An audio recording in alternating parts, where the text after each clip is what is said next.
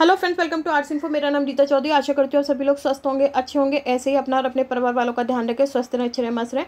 आज का video Uttar Pradesh university of medical science Saifai Etawah means Uttar Pradesh Ayurvigyan Vishwavidyalaya Saifai Etawah में जो dialysis technician even paramedical staff की जो वैकेंसी निकली है उसके बारे में है।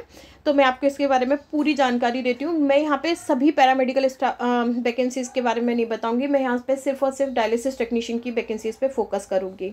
ठीक है, तो अगर आपको इसका एप्लीकेशन फॉर्म भरना है तो आपको क्या करना है, यहाँ पे ये इसकी वेबसाइट दी हुई है www.upums.ac.in। आप इस वेबसाइट पे जाके इसके एप्लीकेशन फॉर्म को भर सकते हैं।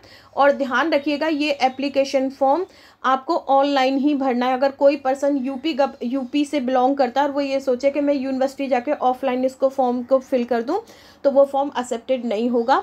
ये एप्लीकेशन फॉर्म आपका ऑनलाइन ही एक्सेप्टेड होगा। ठीक है, दूसरी बात ये, जब भी आप फॉर्म भरेंगे कुछ इन्फॉर्मेशन भरना आपको बहुत ज़रूरी है, अदरवाइज़ आपका फॉर्म जो है एप्लीकेशन फॉर्म रिजेक्ट हो जाएगा।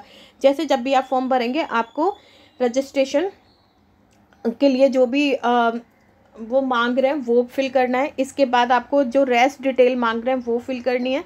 देन आपको फ़ोटो और सिग्नेचर अपलोड करना है और इसके बाद जो फ़ी है उसको फिल करना है, मतलब उस फ़ी को पेमेंट भी करना है एप्लीकेशन फॉर्म का।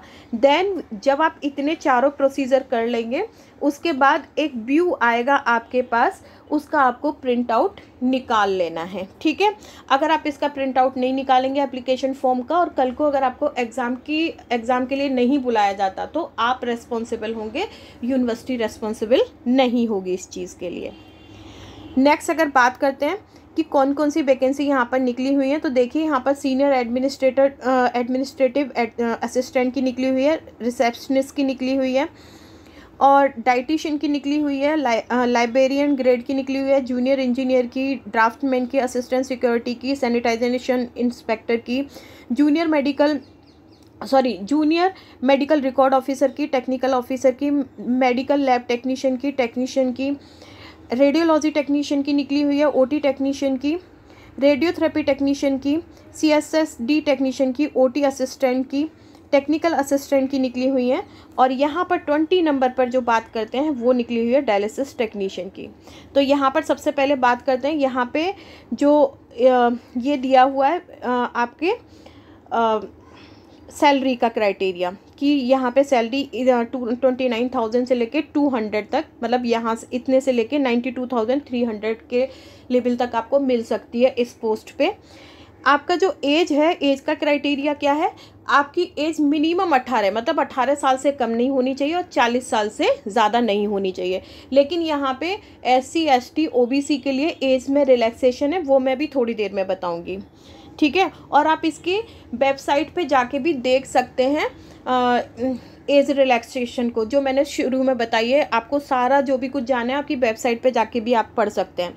अगर हम क्वालिफ़िकेशन की बात करें तो आपके पास किसी भी रिकॉग्नाइज्ड यूनिवर्सिटी का BSc डायलिसिस टेक्नीशियन होना चाहिए या डिप्लोमा इन डायलिसिस टेक्नीशियन होना चाहिए।